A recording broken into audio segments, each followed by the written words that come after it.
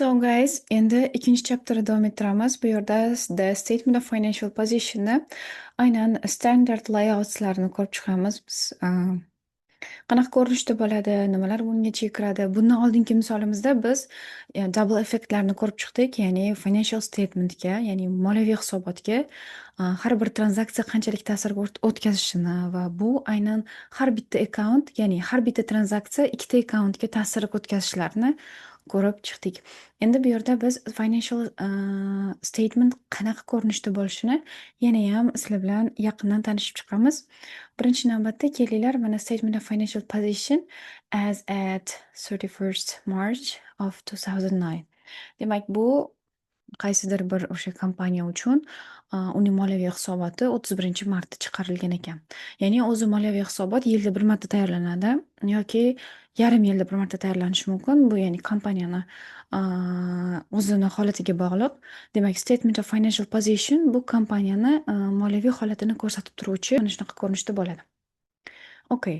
Albatta, statement of financial position nimalardan iborat? Birinchi navbatda assetlar bo'ladi. Biz ko'rib chiqdik, bu kompaniyaning aktivlari. Oldingi misolda sizlar bilan qanaqa aktivlar qanday shakllantiriladi va ular qanday ro'yxatga olinadi ko'rib chiqdik, qanaqa yozamiz. Aktivlar ikki xil turda bo'ladi. Non-current asset bo'ladi va current asset bo'ladi. Ya'ni non-current assetlar bular aktivlar qaysiki bir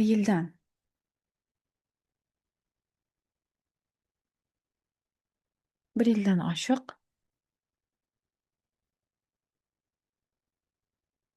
xizmat qiladigan aktivlar.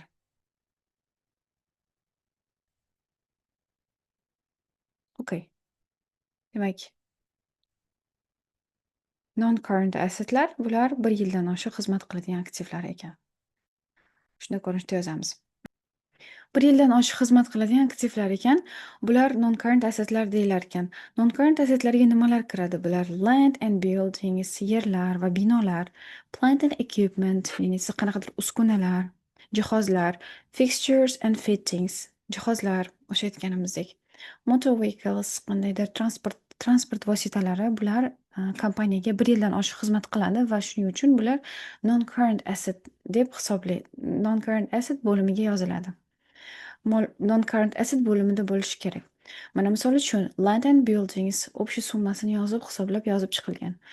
Plant and equipment $50,000, fixture and fittings 20,000, motor vehicles 30,000. Demak, umumiy bizda non-current assetimiz, ya'ni uzoq muddatga xizmat qiluvchi aktivlarimiz $200,000 $200,000 tashkil etar ekan. Mana bu yerda dollar ko'rsatkichi ko'rsatib qo'yibdi. O'shaning uchun $200,000 deb olar ekanmiz. Endi bizda current asset bor. Current asset bu sizda bir yil ichida o'zgarishi mumkin bo'lgan, ya'ni bir yil ichida yozaylik. Qisqa muddatli aktivlar deymiz buni. Qisqa muddatli aktivlar. Qisqa muddatli aktivlar bular bir yildan kam vaqtda, ya'ni bir yil ichida deylik, yo'q, bir yil ichida o'zini holatini o'zgartiradi. Qisqa muddatli aktivlar shuning uchun. Ya'ni current assetlar inventories, accounts receivable, prepayments and cash. Inventoriesni biz o'tgan dars ko'rib chiqdik, ya'ni qayta sotish uchun sotib olingan tovarlar, demak bizda inventories deyilar ekan. Account receivables degani receivable partni ham ko'rdik o'tgan darsdagi misollarimizda. Receivable bu qachonki siz klientga kreditga qanday inventorylar, ya'ni goodslar bergansiz va sizda kutilyapti mana shu summa $12,000.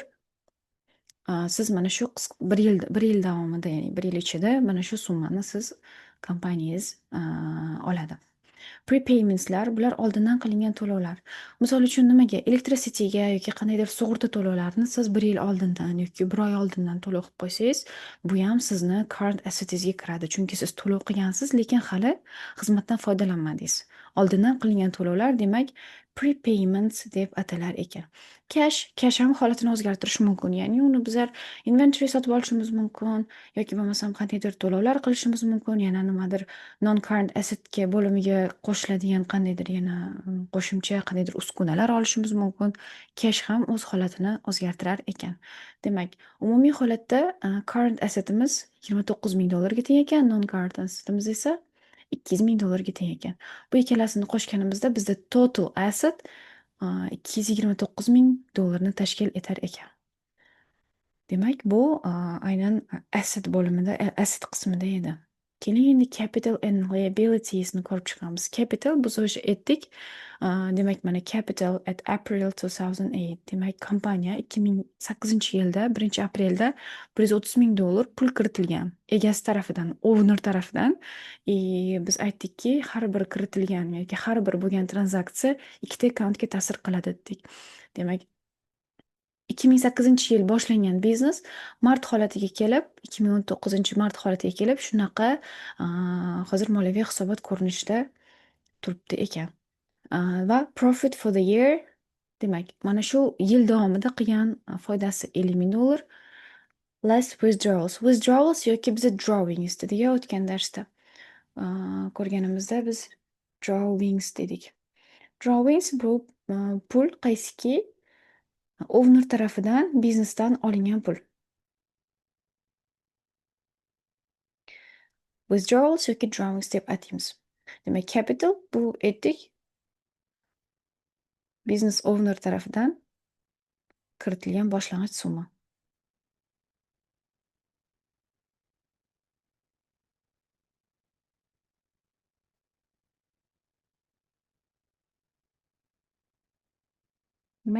Money always by the owner. Ya'ni ownerga berilishi, qaytarishi kerak bo'lgan pul bizda capital deyilar ekan. Ya'ni bu $130,000 tashkil qilgan. Birinchi, albatta capitalga har doim profit qo'shiladi. Ya'ni siz yil davomida qilgan profitingiz ham aynan biznes egasiniki bo'ladi. Biznes ownerniki bo'ladi. Shuning uchun $130,000 ga $50,000 qo'shib va undan withdrawals, ya'ni yil davomida yana boshqa bir xarajatlariga, o'zini shaxsiy xarajatlariga, bu kompaniyadan tashqarida bo'lgan xarajatlarga aynan biznesning egasi $10,000 pul yechib olgan. Har doim qovus ichida keldimi, demak biz buni less, ya'ni ayirib yuboramiz, deduct qilaveramiz. Va shunda bizda capitalimiz $170,000 ga teng ekan. $170,000 teng ekan. Okay. Bizda accounting equation bor edi. Sizlar bilan o'tgan dars ko'rib chiqqandik. Accounting equation qanaqa edi? Accounting equation asset equals, kelar bos kattalashtiring shuni.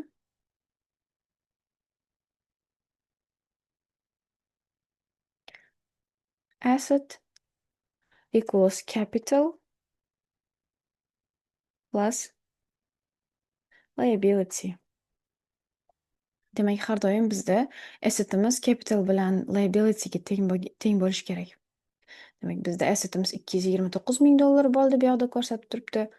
Mana biz non-current bilan current assetlarni hisoblab chiqqanimizda bizda shunaqa holat, ya'ni bizda biznesimiz aynan mana shuncha narsaga ega, mana shuncha aktivlari bor deb ko'rsatib beryapmiz. Capital bilan liabilityni ham ko'rib chiqadigan bo'lsak, capital $170,000 bo'ldi. Demak, endi non-current liabilityga o'tamiz. Liability ham ikki xil turda bo'ladi. Uzoq muddatli liabilitylar, ya'ni majburiyatlar bo'ladi va qisqa muddatli majburiyatlar bo'ladi. Uzoq muddatli majburiyatlar o'sha 1 yildan oshiq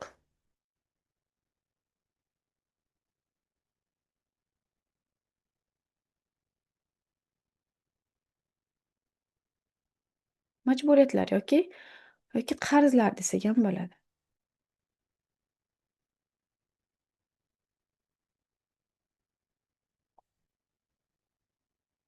Bir yildan oshiq majburiyatlar yoki qarzlar desak bo'ladi.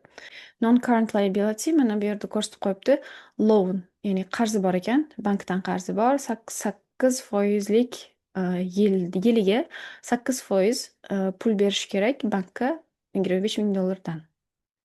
Ya'ni bu 1 yildan oshiq bo'lgan majburiyatlar. Ya'ni har yil davomida siz misol uchun deylik kreditga anaqa olgan bo'lishingiz mumkin. Moshina yoki bo'lmasam kreditga qandaydir binoga sotib olgan bo'lishingiz mumkin va uni 5 yil muddat bilan bo'lib to'lashga olgansiz. 5 yil davomida siz qanchadir foiz to'lab berishingiz kerak bo'ladi. Mana shu narsa non-current liability'da ko'rsatiladi.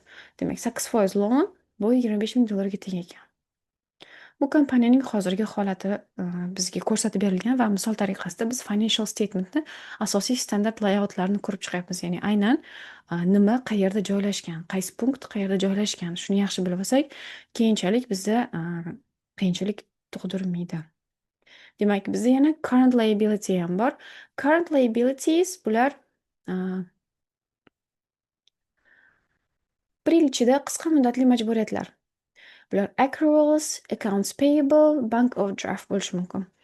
Ya'ni qisqa muddat, ya'ni bir yilni ichida to'lanadigan pul, majburiyat. Bir yil ichida to'lanishi kerak bo'lgan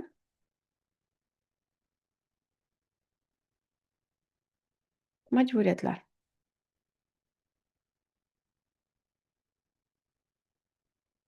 Bir yil ichida to'lanishi kerak bo'lgan majburiyatlar. Ya'ni bular nimalar kiradi? Accruals, accounts payable. Accounts payable biz o'tgan darslar bilan ko'rib chiqdik. Accounts payable bu biz kimgadir to'lov qilishimiz kerak bo'lgan summa.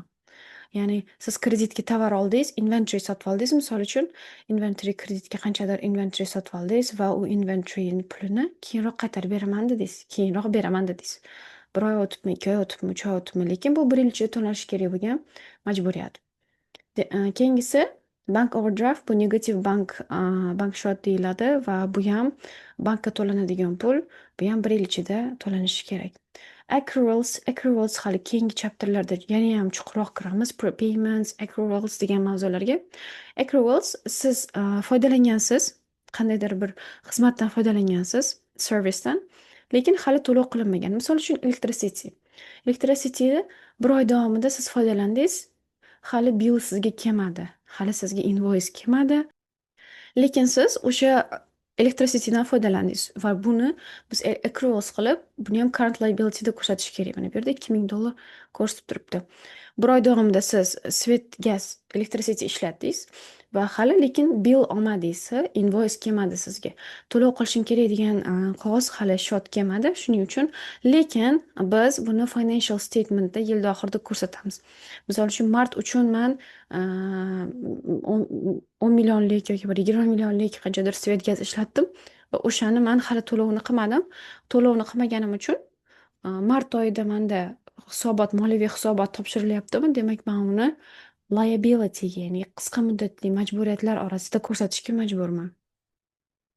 Demak, bizda non-current liability 25 ming dollar, current liability 34 ming dollar va biz buni capital bilan liabilityni qo'shganimizda mana bu formulaga asoslangan holatda bizda accounting equation bor edi. O'tgan dars siz bilan ko'rib chiqqandik. Mana shu accounting equationdan kelib chiqqan holda bularni qo'shamiz va qo'shganimizda bizda 229 ming dollar kompaniyaning sostoyaniyasi, ya'ni holati ko'rsatib turadi. Demak, bu yerda assetga bizda capital bilan liability teng bo'lyapti. Demak, bizda to'g'ri hisobot yuritilgan. Okay. Mana shu bugungi asosiy partlarimiz, ya'ni ko'rib chiqishimiz kerak bo'lgan narsalar shulardan iborat edi.